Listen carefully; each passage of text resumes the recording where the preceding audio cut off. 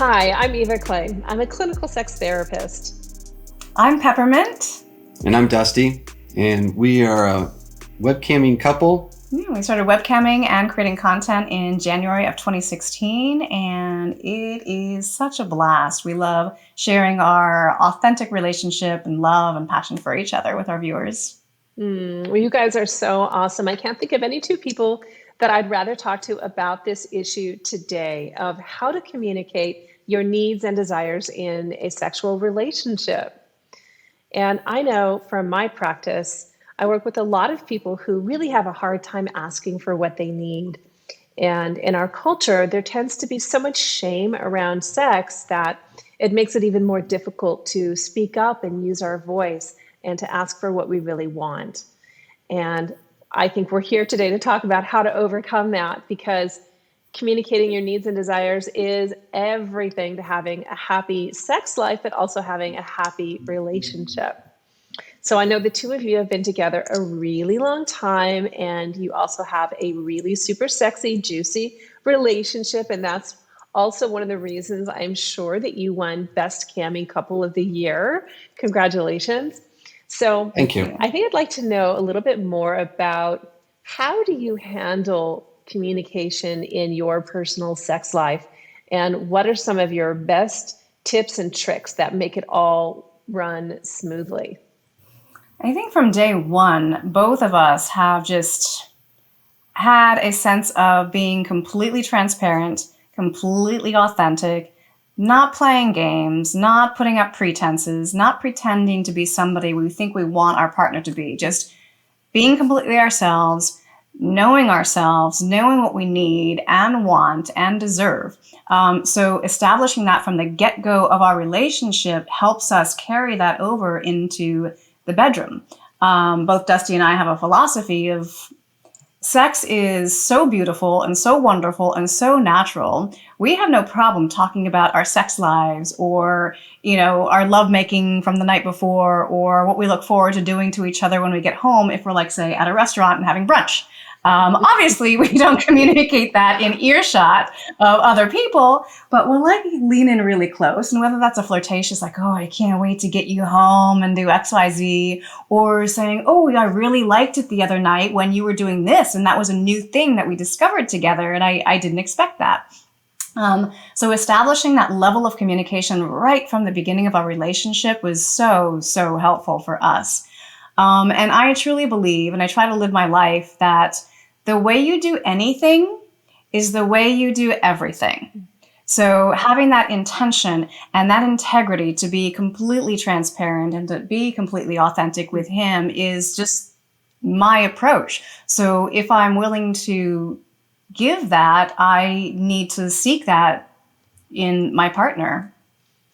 I think that like she said, from the very beginning, communication prior to entering this relationship with Pep was something that I value, and I've always valued in relationships. And to be quite honest, I'm not going to say deal breaker, but it was definitely something that,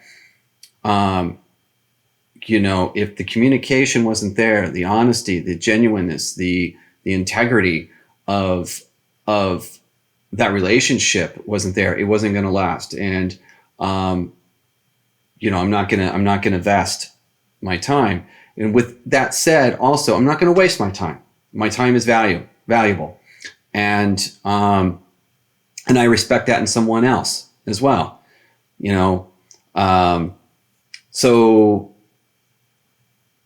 when we entered into, we met and we started dating, it wasn't that, okay, well, I'm an open book and here's everything about me, and I just, throw up all this stuff out into the world. No, I mean, you do use some discretion, but you're comfortable talking about, what's important to you, and if taking the time, part of that communication is not just communication with your partner, but communication within yourself. Communicating with yourself. What do I value? What do I find important? What do I respect in someone else? What am I willing to give? That's communication also. That's an internal conversation. It's an internal communication.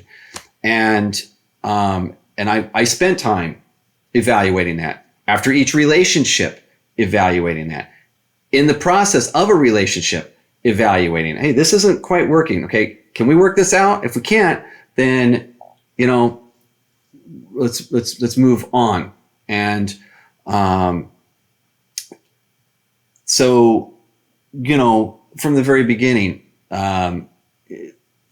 this relationship, communication was the absolute focus, because there's so many things that are going to happen in life that you have to be able to communicate with, elements, issues, and it's not just, okay, yelling and screaming is a form of communication. It's not a very effective form of communication, but it's communication. So the right kind of communication. And I guess that's different for everybody. Can we talk about that a little bit? Because that's what was coming up for me, is that we keep talking about communication is so good, but how we communicate, I think, is equally important.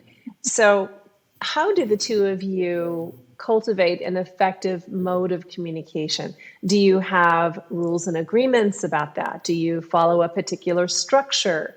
And what advice might you give to somebody who's wanting to communicate more or more effectively, but they don't exactly have the tools to do that yet?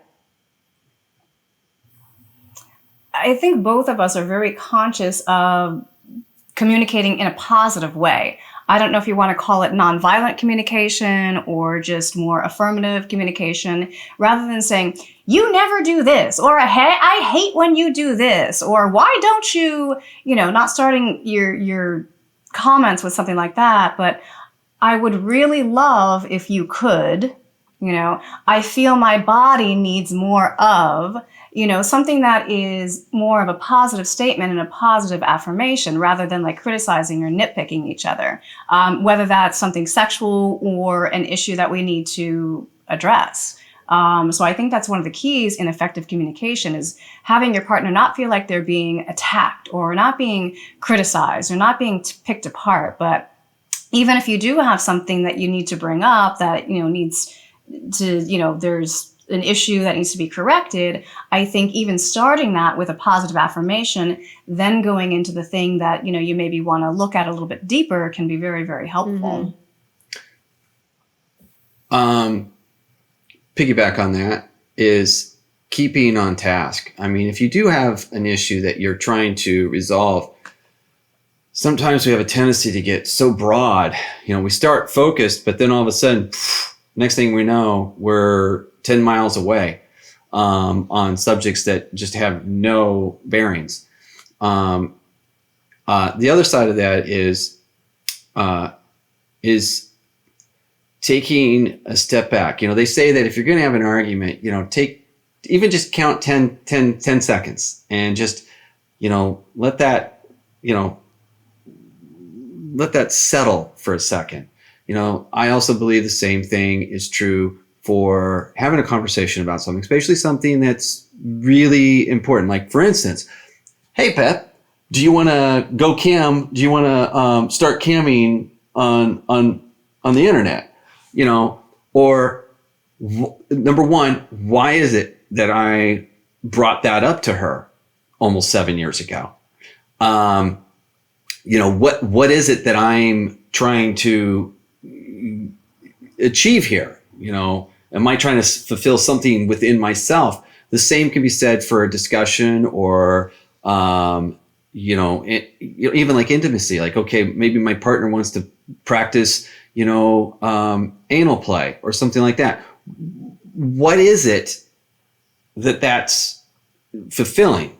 And taking the moment to have that internal conversation with yourself, when you present it, then being able to honor their response. So I think part of that conversation starts with the conversation you have with yourself, and the integrity and the authenticity of that. I mean, because a lot of times we'll have conversations in our head and the authenticity isn't really there. We're lying to ourselves. So the thing that's going to come out is the same. We're going to be lying to our partner. We're going to be manipulating our partner in a negative way. So why is it that this is important to you? Or are you projecting? Like, sometimes Pep and I'll have an issue. And before we even talk about it, I can't speak for her. I can only speak for me. But for me, I take the time to really evaluate, where's this coming from? Did she really say something that was rude or was off color? Or was that just my own misinterpretation that I'm projecting onto her because of past experiences that I had? Nothing with her, but just past experiences of my life. Again, I'm 52 years of age. I've had a lot of experiences in my life, positive, negative, and, neutral. So taking the moment to feel that. I think time and place is very important too. Yeah. And sensing your partner when they're like receptive to hearing something. I mean, if he's had a super long, stressful day and he's just come home and he's really like agitated, that might not be the time to bring up like, some sexual lacking that I'm feeling I need something more of. I need to let him like, have his space to like relax and settle in or vent or tell me about his day and what went wrong. And then it can wait. I can bring it up another time when I know he's in a better headspace to listen to me clearly and not feel like he is being attacked, and vice versa. If I'm already in like a heightened emotional state because I have something completely outside the relationship that's going on that's causing me distress, he's not going to want to add to that by bringing up some other issue. So just really being sensitive to your partner's like, emotional state when you do need to have a conversation. And maybe something can wait a day or two when you're both in a calmer place and both in a clearer headspace. Yeah. And with that also is like you said, place and time. Sometimes we ask for things in a sexual way that our partner isn't really ready for or wasn't expecting, or and maybe we're asking for it in the bedroom and like we're getting sexy, we're in the middle of it, and it's like, okay, this, for instance, let's say we're asking our partner, hey, want to explore anal sex? Well, no. Well, why not? You sprung it on me. We're right here. We're right now. Well, I don't really, not that familiar with it. I haven't done anything with my bottom at all. I don't want to have something, an accident, so again, maybe that's a conversation you have outside of the bedroom where you're not being put on the spot. And so again, like she said, it's that timing, when do you have it? What is it that you're going to talk about? So important, you guys, to do that. Now, let's talk a little bit about how to ask for what you want sexually. And I know so many people really are uncomfortable with this and struggle with doing it. And there's one really important tip that I want to give the viewers today. And I find that this especially will be true for women. And that is how to ask for what you want in a way that doesn't wreck the moment. Because what I hear in my practice and with my clients is that, yes, I wanted something different, or I want to make a request, but I also didn't want to like wreck the moment. I didn't want to hurt their feelings, or I didn't want them to be angry at me for asking for something different. And so I'm always coaching people on asking for what you want in a way that maintains the momentum of what's happening and is also really sexy. So like one of my mentors and teachers, Esther Perel, she always says, turn a complaint into a request. So I think that you'll find complaints are completely unnecessary. They're useless. If you can turn that complaint into a request and do it in a sexy way. Like, let's say, for example, your partner is going down on you and you want something to be a little slower, a little faster, a little to the left or to the right. You want something different. So the goal here is not to make your partner wrong for what they're doing, but to express appreciation for what they're already doing. but that what would make you even more excited, what would make you even happier, is if they would do it a little slower. So something like this. Baby, that feels amazing. I would love it even more if you went slower.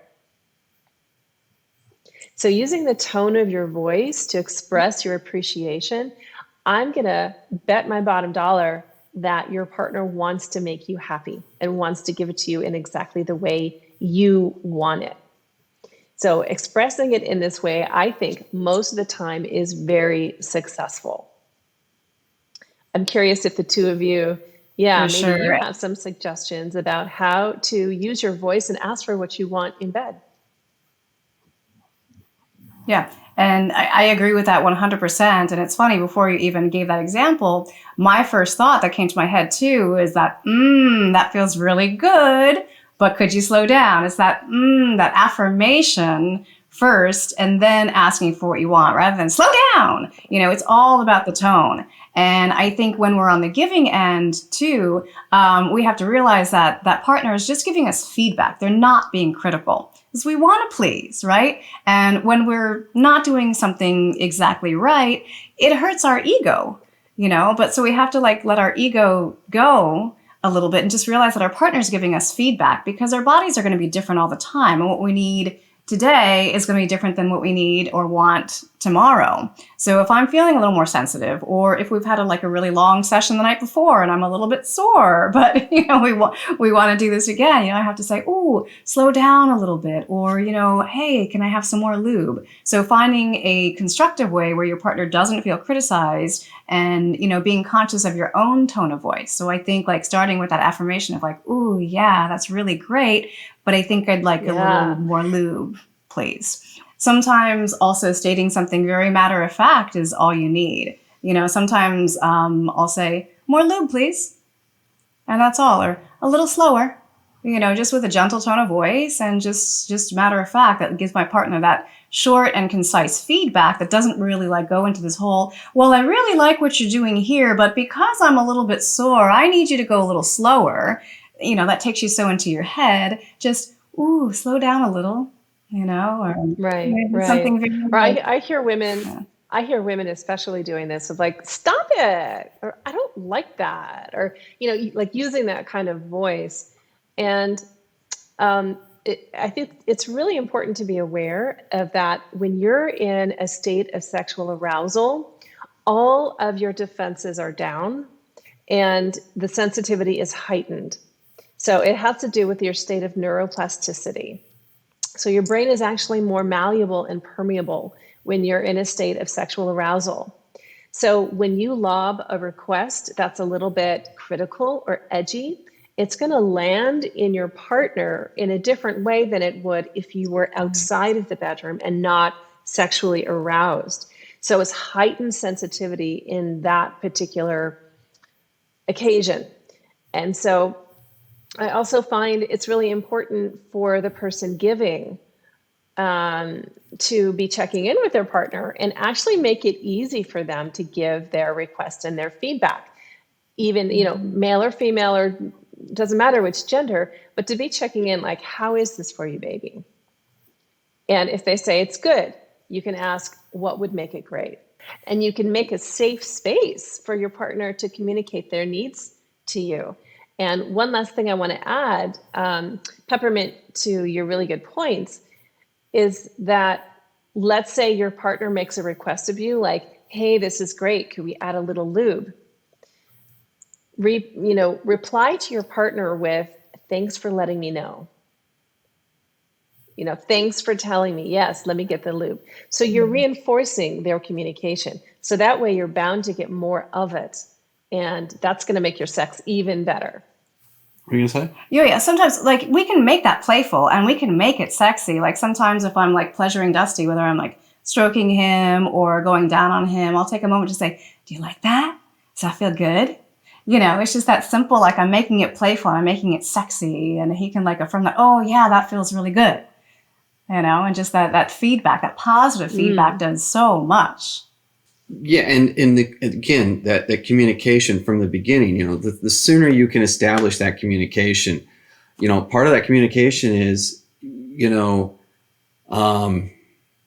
being able to talk about what you enjoy before you ever even walk into the bedroom, you know, before you even have that, even that first experience. You know, if you can actually talk about those things, you know, let's face it, also, you know, not carrying past experiences and past practices into the bedroom, you know, with other partners. Everybody is an individual, you know, no one is the same. So the most important part of communication in a sexual like manner with a partner is to treat them as an individual, as a separate entity, and to ask them what they like. And it goes both ways, you know, instead of assuming, to just ask, you know, and if your partner doesn't know, then that's something to address. Maybe that's something, if, you know, let's say you're kind of fresh, maybe you're 18, 19, 20 years of age, and you really don't have much experience. You don't even really know how to ask for that. Neither one of you have much experience.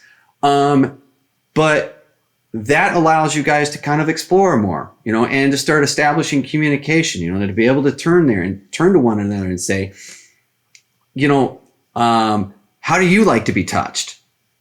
You know, and if your partner turns to you and say, I don't know, well, then maybe this is a point where the two of you can like mutually masturbate together. Or you can turn to your partner and say, you know what, why don't you take some time to figure out even remotely what you enjoy? Because sometimes we expect our partners to know how to touch us, and we have no idea, you know, especially in the beginning of a relationship, you know. So being able to talk to one another, you know, yeah, we talk about being able to communicate with one another on tough subjects or something like that, but this isn't a tough subject. This is a, you know, this is a soft subject. This is a fun subject. But based on how you communicate, it can turn into an issue, and it can turn into a problem, and it can turn into no longer really having the desire for one another, because that communication breaks down, and we no longer, most importantly, feel safe, and we no longer feel intimate, and we no longer feel connected, and we feel disconnected. And then we start feeling disconnected from ourselves and from the relationship. So I feel it's really, really important to be able to ask your partner what they like, and your partner equally be able to communicate that with you, and not have expectations both ways. Like I'm expected to know what you want, and you're expected to know what I want, you know, and that changes too. Because like we were saying in, you know, that today Pep may be feeling this way, and I can touch her this way, but tomorrow I may not be able to. But that doesn't mean that she doesn't enjoy the touch that I gave yesterday. It means that today her body's acting a little differently. Maybe it's because we were playing really hard the day before, and she's a little tender. She still wants to play, but she's a little tender. So maybe not being so aggressive, maybe not being so, you know, so much pressure.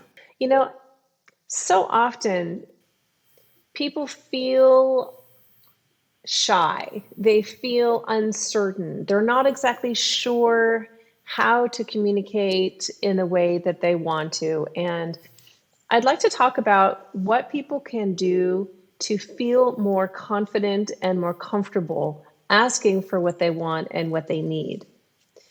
And I'm going to begin by saying that your attitude about sex, like how sex positive or not you are, is everything. So your early programming, your religion, your family, your culture, your ethnic background, your experiences, your traumas, your, you know, all of that has a cumulative effect of your attitude about sex. And if your attitude about sexuality includes shame, if it includes embarrassment, if it includes a power hierarchy, often in our culture, because we are kind of living in a patriarchal culture, women feel much less empowered to use their voice and speak up for what they want and what they need. This is what the research says and my experience as well. So how do we help those people, regardless of gender, how do we help people become more confident? And I want to come back for a moment to your attitude about sex. And in order for you to become more confident and comfortable speaking up and asserting yourself, you have to have a positive attitude about sexuality. Because it's kind of like when you go to get a massage, and let's say the massage therapist is going really hard on you and you're like, ouch, ouch, ouch, that really hurts. You might feel comfortable speaking up in that instance and saying, can you go a little softer? But when it comes to the bedroom and a lover is doing something that doesn't feel great, I find a lot of people, women especially, endure it instead of speaking up. So I'm going to turn this over to you and ask if you have any tips for how to become more confident and comfortable in asserting yourself sexually. I think a lot of it comes down to recognizing where we are conditioned by our family and by religion and by society, and questioning for ourselves whether or not we want to hang on to the beliefs that were programmed into us, or if we want to challenge that and open ourselves up. And that takes a lot of self-reflection. It takes being honest, but then also not placing the blame on those people that conditioned us or brought us up with those beliefs, because they might not have known any better. And those were the beliefs that were fed to them, and from generation to generation to generation, and just the way society has been. So forgiveness can go a long way. Forgiving the people who might not have known better when they were teaching us to be ashamed of our bodies and to be ashamed of pleasure. Forgiving them for not knowing any better. Forgiving ourselves for not questioning that and just, believing what we were fed. So compassion and forgiveness goes a long way, I think, in reprogramming our attitudes and our beliefs, and knowing that it's okay for us to embrace our bodies and to embrace our right for pleasure and for sexual expression. So there's a lot of internal work that has to happen there in order to heal. But I think patience and forgiveness and compassion and self-love can really go a long way in healing that. You were talking earlier about society and, and preventing women from speaking up. The same token of that from a male perspective is that society puts us in a light that we're supposed to always have the answer, that we're always supposed to know, and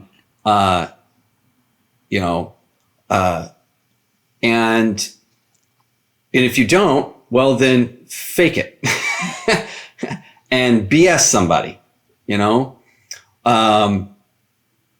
so being able to just shed that, and it doesn't matter your background. It becomes a choice. When you are aware of the issue, then you are making a choice to continue that or to change. And it doesn't matter what it is. The second you become aware that this isn't right, or there's a better way, or I can be a little bit more tender, but then you choose not to, then you're perpetuating the issue that has been holding you back or has been part of your life. So acknowledging that if you overtalk your partner and you're aware that you overtalk your partner, then be conscious of that and try your best to change that, because I know that in a lot of relationships, I've done it to Pep, so I try to be conscious of that.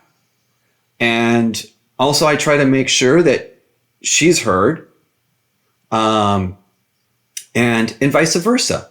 I think also a lot of getting comfortable with talking about what you want sexually is getting comfortable with the words themselves. Yeah.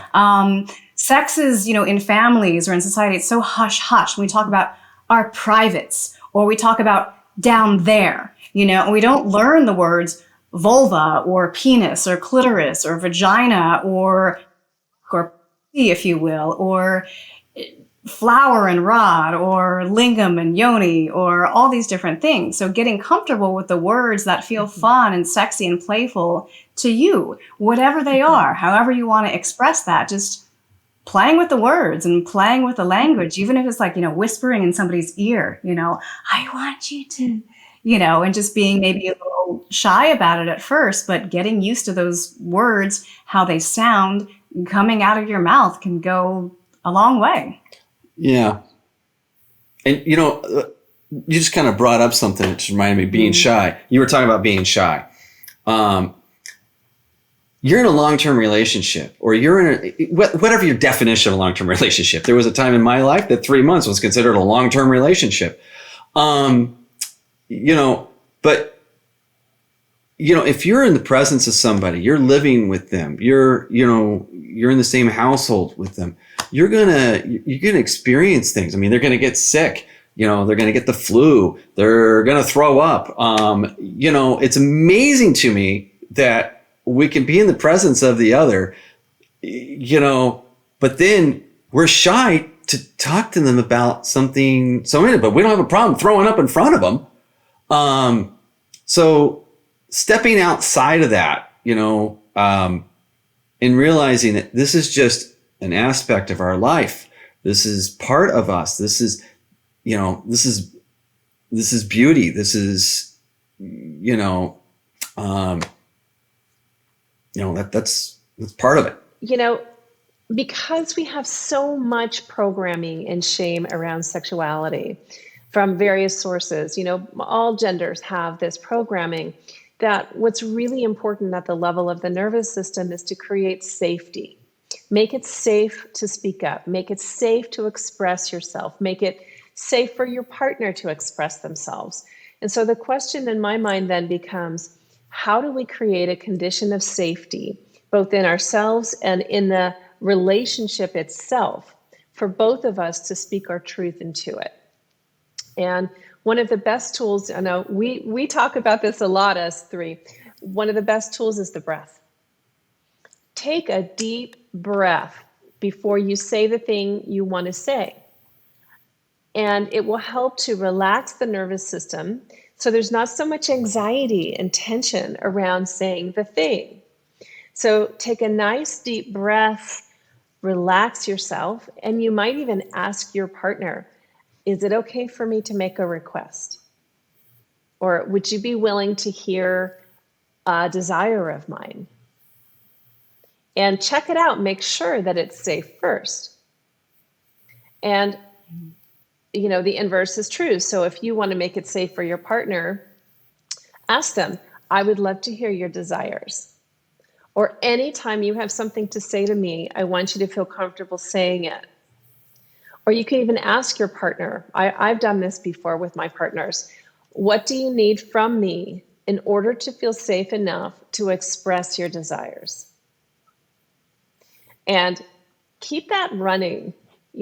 To me, creating safety in a relationship is the ground floor. That's just, the baseline. And from that sense of safety between the two of you, you can build a masterpiece. And I guess the key question to follow up there is, how do you build that safety? And hopefully it's something that's been established from the beginning. Like I said earlier, both Dusty and I have, established this, transparency and authenticity and honesty with each other. So that right there builds that safety. We are not critical or judgmental when somebody comes with, a difficult topic. So building that safety is like how do you do that? I mean, I guess I'm both asking for myself and asking, for, either your input or for Eva's input, so the viewers can start to like learn these tools for establishing that level of trust and safety. I have my approach to it. Especially when you've met one another, and then you're making that next leap, and you're planning on moving in together. You're planning on merging your lives together. I mean, you're merging your lives together at the very beginning. I mean, the second that you say hello, you're merging and you're establishing forms of communication. Are you going to pass, or are you going to intertwine? And as you intertwine, is it going to be, are you going to come together and kind of become like one? And I think a lot of times we're afraid of losing our identity. We get concerned about losing our identity in the other person, and that we can't be ourselves. And I have to be something for this person. Again, that communication goes all the way back to the communication in yourself, becoming comfortable with yourself, knowing yourself, appreciating yourself, loving yourself, valuing yourself. So when you do enter that relationship with somebody else, you already have a sense of self. You have a sense of core. And so when you are communicating with somebody else, you have a sense of boundaries. You have a sense of respect of boundaries. Both parties do. Like I respect Pep's boundaries. That I'm not here to try to coerce her into changing her boundaries. There's a difference between trying to coerce somebody and change their boundaries and growth. Growth together, or growth separately, or whatever. So from the very beginning, respecting one another's boundaries. If you're challenging your partner's boundaries in a kind of a negative way, you're building distrust, and you're not building respect. If I'm constantly sitting here challenging your boundaries, and you're not really wanting that, then I'm not respecting your boundaries. I'm not respecting you. And there's that part of it as well. Not only the communication, but the respect of the communication, and the respect of what you're trying to do and what you're trying to establish. I also believe that one's home, you could say the proverbial, a home is a castle. Okay. A home is a place that you can come and let down and be yourself. It's the only place around that you can just let down. If that means you got to cry, fine.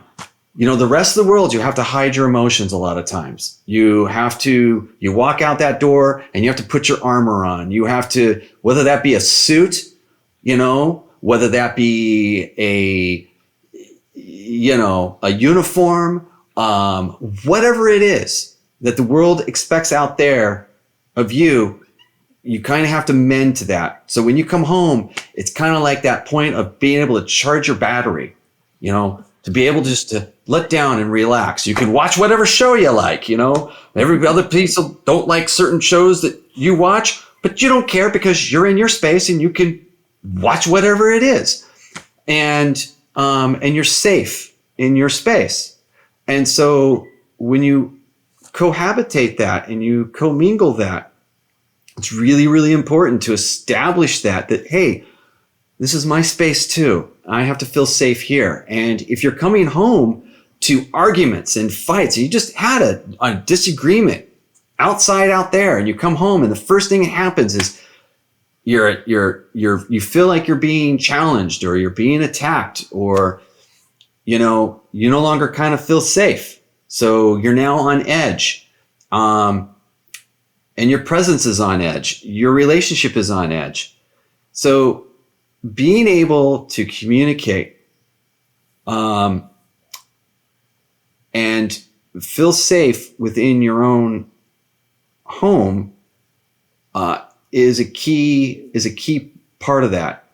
And taking the time in the beginning to establish that, both within yourself, most importantly, in yourself, and then with another person, and being able to communicate that, sharing your insecurities, not looking at your partner's insecurities and taking advantage of them to manipulate that, for negative reasons.